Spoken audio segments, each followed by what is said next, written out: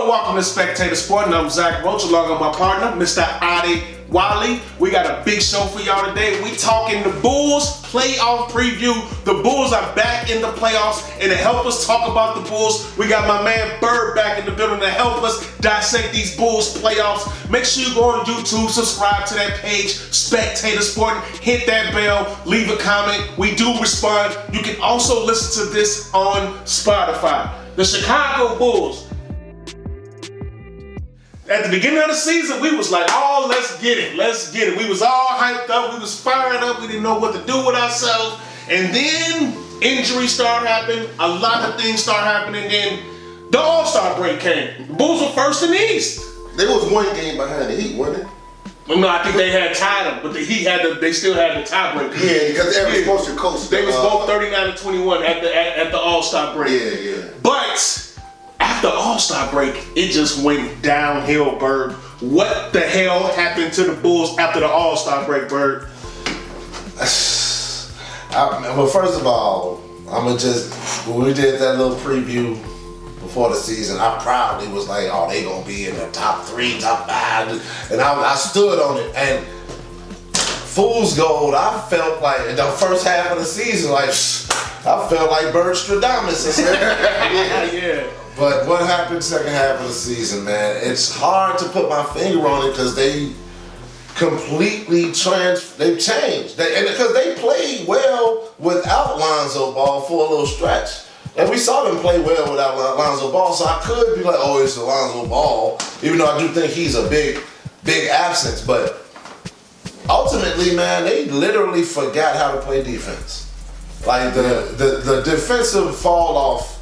You know, I was trying to watch the last 5-6 games, man. I just watched teams eat them with a corner 3. And I'm talking about wide open. Yeah. And it's just, multiple times throughout the game. Like, it's sickening. So, I don't know, man. I know the defense disappeared, and I don't know if that's a question of coaching or not, man. So. Yeah, I saw something where the Bulls' defense ranked with Lonzo, they was 9th in the league. Okay. Without Lonzo, they're 29th. That's crazy. That's a big time drop off. The biggest drop off you got? Because you expect the Bulls were a smaller team, so I can understand if the big guys was killing the Bulls. You know, you gotta understand right. that the Bulls. But if you look at these games, the guards have been going crazy. Every guard is having monster career nights on the Bulls. What the hell happened to the Chicago Bulls after the All-Star break? Well, yeah, I'm kind of agreeing with what Bird said. I'm not going all the way on the Lonzo Ball as the main reason why the Bulls totally collapsed after the All-Star break, all right? Because Lonzo Ball, he was out for the season in mid-January. Then a whole month and a half later, on February the 24th, the Bulls was only one game behind the Miami Heat. Because after they beat the Atlanta Hawks on February 24th, the Bulls only one game behind the Miami Heat for the #1 seed in the East. Now, so on February 24th, DeMar DeRozan broke Wilt Chamberlain's record, all right, with 8 straight games of at least 30 points and 50% shooting from the field. An incredible record, by the way. Yeah, and the Bulls were 6-2 in those games. Mm-hmm. Now, before that streak to break Wilt Chamberlain's record, DeMar DeRozan had 12 games of at least 30 points and 50% shooting from the field. The Bulls was 12-4 in those games, okay? And so, now guess how many 30 points and 50% shooting games DeMar DeRozan had after February 24th?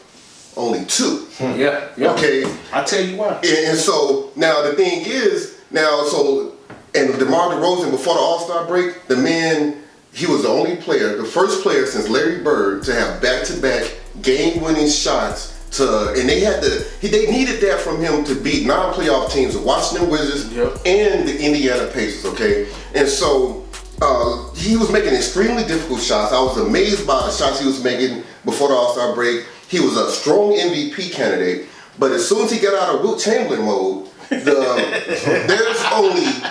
there's only one team in the East after February 24th to have a worse record than the Bulls. That's the Indiana Pacers. Ooh, ouch. Once DeMar DeRozan's hero ball went away, the Bulls went away. True. Yeah, so this is why I hear what y'all saying about Lonzo. He ain't the only thing. But I think once teams figured out that nobody else on the Bulls can shoot that good. Remember, Lonzo was shooting 40% from 3-point range. Pure. Yeah, it was. So it was a lot of games. He hit 5, 6 threes. So teams were just now when the Rosen, they were just trapping him. On top of that ball moving, like him. Yeah, and they was trapping DeRozan. DeRozan is a ball hog. Let's just call it what it is.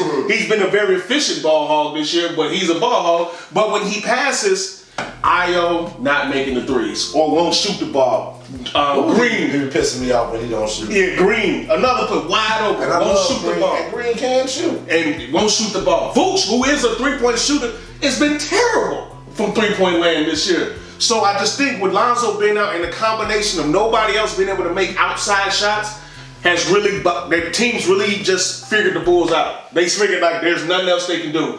And that's what happened. And then on top of the injuries as well too. I mean, we had injuries. Levine knee, I don't even know if he's 100% still. So as you know, he took a little slide back down. He started to pick it up as the season come to an end. But I just think the Lonzo Ball injury, it made Io start. Io, who's gonna be a good point guard in this league, he is gonna be good, but he's still a rookie. And you expect him to go out here. He got shit to learn. You expect him to go out here and guard Ja Morant and all these other big time quality guards. Eventually it's gonna be due. They're gonna take advantage of him. Ja Morant probably that boy's favorite player. Right. He wear number 12, got his hair just like you. Right. You know what I'm saying? And so, but we used to him, at the beginning of the season, he was coming off the bench, bringing energy. Now you expected him to start. Right. Him and Kobe White and Caruso all coming off the bench. Now they expected bigger roles. It's different when you have a bigger role and now you're the focal point of a team. So I just think the injuries, the Lonzo Ball, and Bird. We mentioned something off air real quick before we go to the next question. Does Billy Donovan have any culpability in this? Well, I was debating with one of my buddies. He was like, Donovan is terrible. Oh, no, Donovan is a good coach. But I'm looking at stuff, man. They certainly don't make no adjustments to that corner three. So that one thing I could definitely point at. But it looks a little OKC-ish.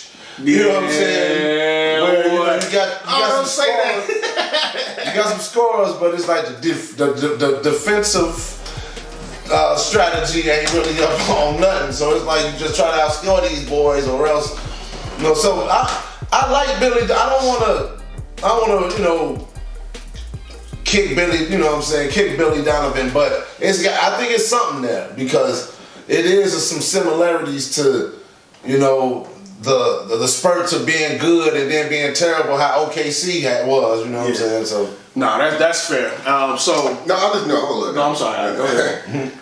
I think Billy Donovan, he's very charismatic. When you hear him speak, he's very charismatic. Really good in front of the camera. He's fantastic. Still eating off the Durant, Westbrook, Serge Ibaka stuff. Right. You know what I'm saying? Like Doc Rivers still eating off the Ray Allen, PG and Rondo. And but he did. Before you go any further, though, he did take when Chris Paul came to the Thunder. He was the coach of that team that went to the playoffs. Now you just said the key word, Chris Paul. Yeah, I'm just saying. You know what I'm saying? I get it, but Chris Paul look what teams when Chris Paul goes to a team, what happens? They get better. Okay, now, and one thing that makes a coach great is to get the next man up mode going. Okay, to get your role players to step up. Like, look at Bam Adebayo and Jimmy Butler. They missed 25 games each. Yeah. Number one in the East. Eric Spoelstra, right? Philadelphia didn't have a starting point guard until February 24th. They starting point guard Ben Simmons didn't play. They got my man James Harden February 25th. At that point in time, they was the third seed in the East. Okay, CP3 was out for a month and a half after the All-Star break. Ja Morant missed over a dozen games this year. Look at the Grizzlies. You know what I'm saying? Those players stepped up. Those coaches stepped up. You know what I'm saying?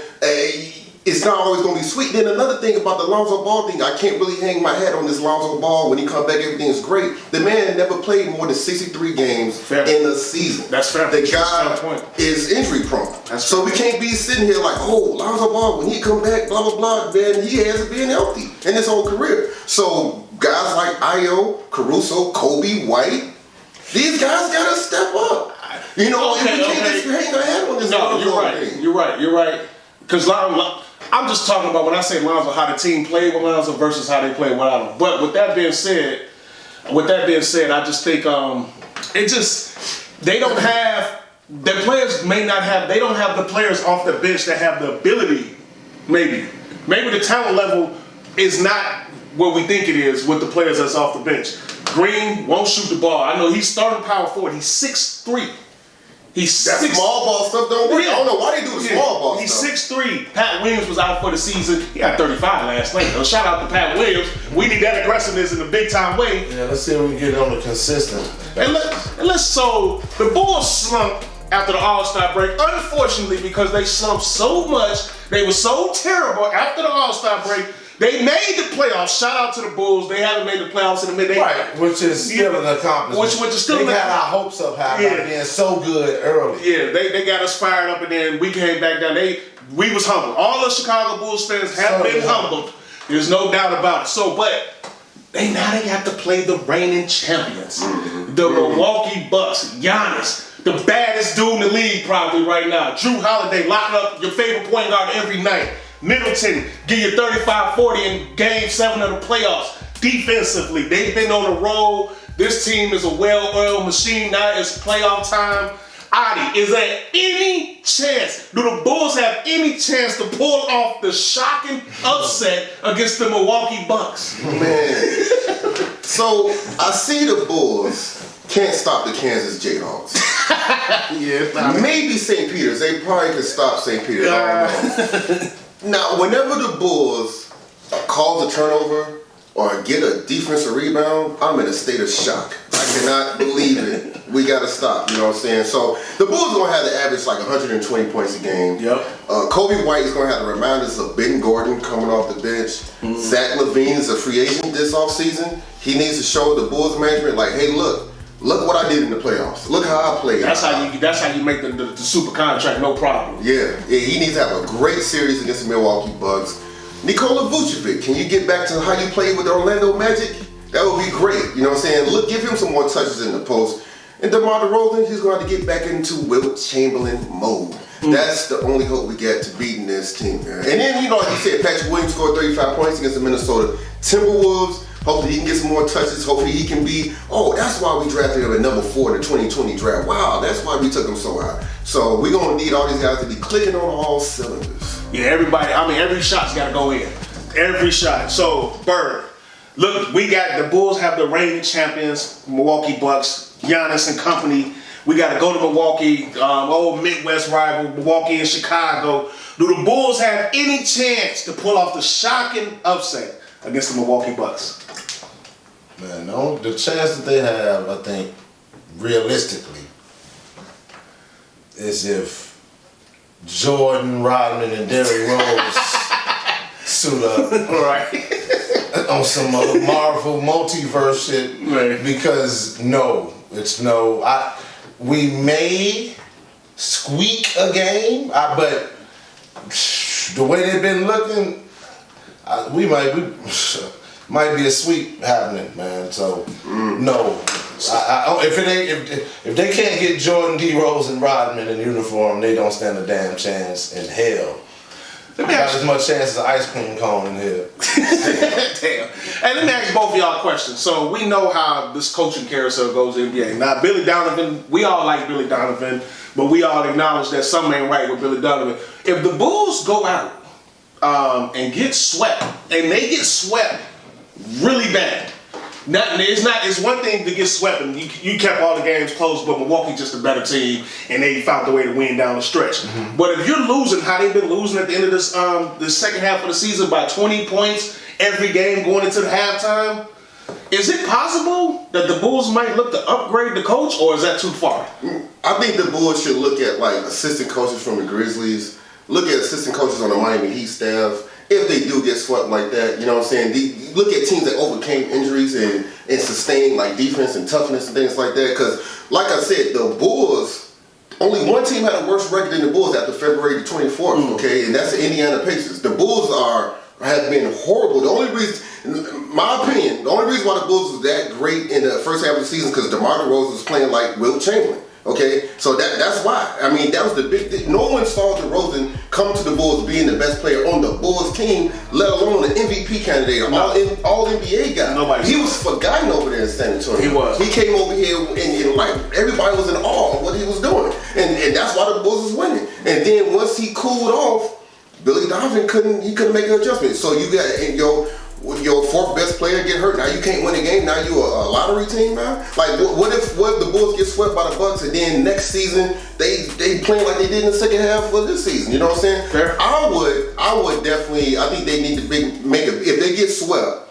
and they getting their asses kicked all the time, they gonna have to seriously look at other coaches and consider firing Billy Donovan. But that happens all the time in the NBA. But sometimes you just like, look, we need to get somebody else. Like it happened. David Black was fired by the Cleveland Cavaliers, and they were 41 and 11. They were number one in the East, and the Cavs was like, no, we gotta get rid of this guy. We need to get somebody else in because they probably foreshadowed how it would be him in the playoffs. Bird. Is it possible? Like, if the Bulls get their ass whooped this whole series, like they've been getting their ass whooped all second half of the season, that they might look to upgrade the coaching? I think you got to consider it. I mean, now, I mean, it's a fragile situation because I don't know who's out there that's a standout replacement, so to speak. Right. You know, because if you look at the NBA, the records are pretty much, teams is 2 and 3 games. Separated from being a 6th spot to a, you know what I'm saying? So his coaching is not that inferior to what most of the coaching you see in the league. What you see in the league is the better teams having better records at the end of the day. But if they do get dominated like that, it has to be some kind of accountability. Yeah, because I mean.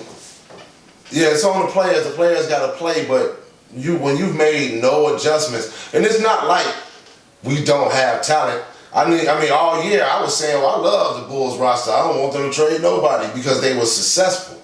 So, I ain't gonna say they're not talented because they hit a wall, but that's the problem. They got so many young players as well. But we talked about this that first time we talked before the season. That guard influx. They had too many guards. You know what I'm saying? I can't even name a small forward on the team outside of DeRozan. Yeah. And he had 2 really, but who was our other small forward? I mean, it's Derrick Jones Jr. I consider Troy Brown. What about Derrick Jones? Troy Brown Jr. He's like an athletic 4 to me. Oh, Troy. Derrick Jones. He's skinny is a 2-pick. But but the Bulls use him as a power forward most of the time. I guess when I think of a 3, I certainly think that what separates a 3 from a 4 is that ball handling ability. That you know what I'm saying? Like Derrick Jones, he needs to get the ball in certain spots. Pat Williams is a small forward. That's why I was shocked they brought in DeRozan. Yeah. Because he was drafted to be the small forward, then they moved him to power forward. So Pat Williams is a small forward. The Bulls, if they get dominated, I don't know. You got to look at everything. Of course, the Bulls are missing some components to that team to get them over the hump. But you really have to look at that. So, with that being said, it looks like none of us is giving the Bulls a chance in hell to win this series. Bird, do the Bulls win a game in this series, or is it going to be 4-0 sweep?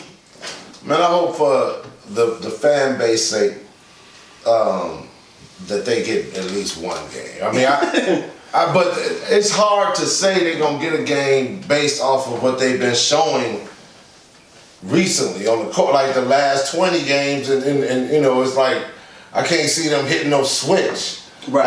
You know how the Bucks coming. Yeah. So they finna hit a switch. The Bucks finna hit another switch. You think they gonna get the switch like old country grandparents, like go give me a switch off that tree.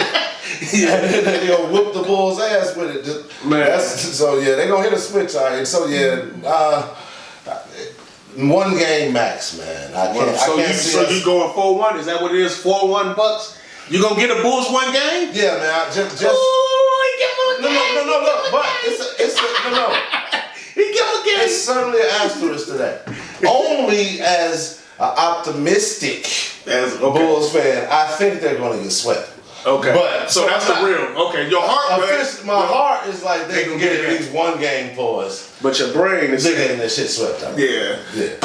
Is there any chance the Bulls, or could the Bulls pull off the? Could they win? You got to win the series. Well, look, the Bulls are the third worst team in the NBA in rebounds per game.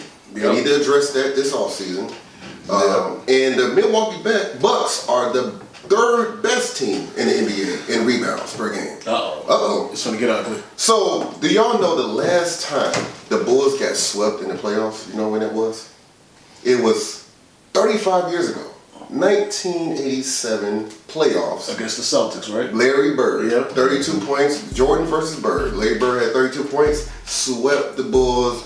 Is it going to happen again? You know, even though we expect a sweep, it still would be extremely disappointing to get swept. You know, it would. I mean, just think about how we was at the All-Star game in Cleveland. Like, wow, this team, and then for us to get swept, it still would be a huge disappointment. I'm gonna say they're gonna win one game. Ooh. One game. They're gonna win one game. 4-1 Bucks. Well, you know, like the Bulls. Listen, the Bulls need to look at this like as a new season. The first half was one season. The second half was another season, and now this their third season. They got a fresh start. You know, it don't matter now. There's nothing they can do about what happened in the second half of the season. And maybe Milwaukee's overlooking the Bulls. Maybe Milwaukee's like, oh, this is gonna be an easy victory. You know. And so with that being said, I think the Bulls are actually going to get swept. They're going to get their ass kicked. And it's going to be an awful series to watch. We're going to be terrible and miserable as Bulls fans. But I got to give the Bulls credit. We're not trying to pile on the Bulls because this is still a good season. This is a successful season for the Bulls. Exactly. From not making the playoffs. I don't think Donovan going nowhere for that reason. For that reason alone, they're going to definitely give him another chance. Y'all, it's going to be super negative. Y'all being like positive right now. But once the Bulls get swept, and in 2 weeks from now, and we see the Bulls got swept, and they lost by average margin of victory of 20 points a game. Yeah. No, you're right. This positivity is not going to be there. The people going to be asking for Billy Donovan to get fired. They're going to be asking for trades. They're like, we need to trade Booch. Levine don't deserve the match. I did see one intriguing, I guess, idea. Because if we were going to lose Levine, I would like it to be for a player like Bradley Beal. If we was gonna lose Levine, if you getting Bradley back, then okay, we can do that. Yeah, it's got to be an upgrade. But it can't. I mean, it can't just be for just another two or because Levine is one of them guys at this point. You know, offensively certainly. Like once he clicking, he averaging 25, 26 a night. So that's the only player right now that I can see, like, outside of, and I don't see no bigs that's available that, what I'm saying, we can get. But, so yeah, that's the only player that I would see that I would replace him with. Other than that, man. Yeah, well, I'm just telling you, man, the Bulls get swept, it's going to be real negative. No, it definitely will, because no matter if people thought you were going to be here or not, no matter if it was expected or not expected, once you get off to a start like that, the expectations rise. Especially in Chicago. Yeah. And then think about the White Sox. They lost to the Houston Astros in the playoffs. They didn't get swept. They won one game. You know what I'm saying? So it wasn't that devastating. You know what I mean? So we just asked you to win a game. That's all, man. It's all an improvement. I mean, like he said, the season was a success as far as getting to the next level, being good, being competitive, being a playoff team. Now you have to be competitive in the playoffs. Like if y'all playing the defending champs, so we just need y'all to be competitive. I need to see the fight. I don't need, because the Bulls, when they get in the fight, they don't fight back. It seems like, and that comes from coaching too, because that tough. Well, I don't know. Maybe they just don't have players in their DNA. Maybe that's why they got Tristan Thompson, who's not really that good. He's not. He's really the fakest tough guy in the damn league. So.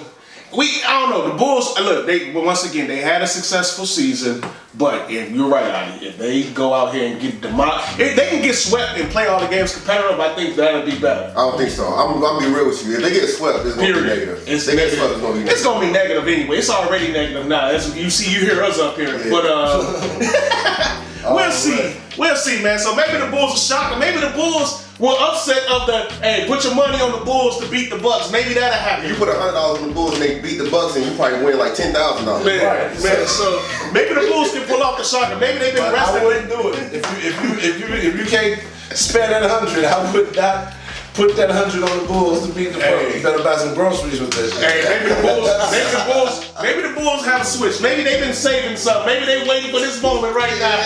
Maybe they saving somebody. Maybe somebody just gonna something's gonna happen. All of a sudden, players is gonna be knocking threes down. They're gonna actually play defense. I don't think it's gonna happen. But hey, y'all been watching Spectator Sporting. I'm Zach Roach, along with my partner, Mr. Adi Wiley. I want to thank my man Bird for coming helping us out with this Bulls playoff preview. Make sure you go on YouTube, subscribe to that Spectator Sporting page. Also, listen on Spotify. Until then, we out. Bulls on some bullshit. Go Bulls, go Bulls, win a game. Win a game, please. One game. Just one game. All I need is one game.